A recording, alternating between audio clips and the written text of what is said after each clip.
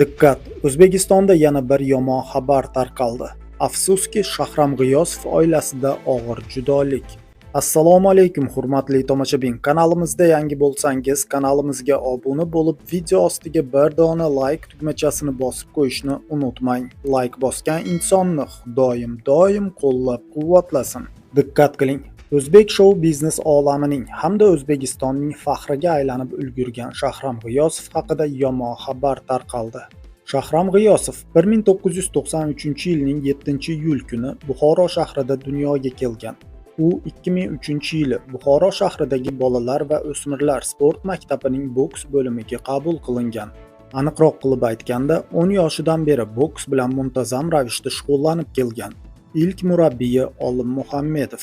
U mutaxassis, 2 karra jahon chempioni. Abbos Atayevning murabbiyi ham hisoblanadi. Ma'lumot uchun, Atayev bokschilik faoliyatini yakunlab, bugungi kunda Buxoroda murabbiylik faoliyatini olib bormoqda. Shahram G'iyosov 5 yildan beri murabbiy Ravshan Xo'jayev qo'l ostida mashg'ulotlar o'tkazib kelgan. U o'smirlar va yoshlar ishtirokidagi musobaqalarda ko'plab yutuqlarni qo'lga kiritgan. Shahram G'iyosov 2012-yildan boshlab kattalar o'rtasidagi turnirlarda qatnashib kelgan. Aynan o'sha yili xalqaro musobaqalarda ishtirok etishni boshlagan. Aynan o'sha yili Simferopol shahrida o'tkazilgan xalqaro musobaqada chempionlik shoh suppasiga ko'tarilgan.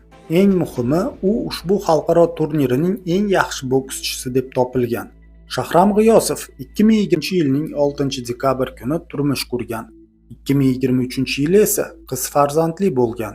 Afsuski, ijtimoiy tarmoqlarda shou-biznes yangiliklarida taniqli bokschi Shahram G'iyosovning 2 yoshli qizi vafot etganligi haqida xabar tarqaldi.